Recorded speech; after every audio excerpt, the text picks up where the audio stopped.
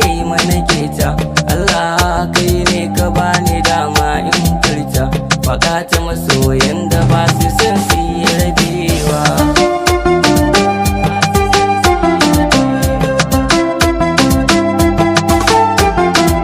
Sallama ne a gare ku yan uwa na saurara sosai, dama na cikinsa na san kun lura.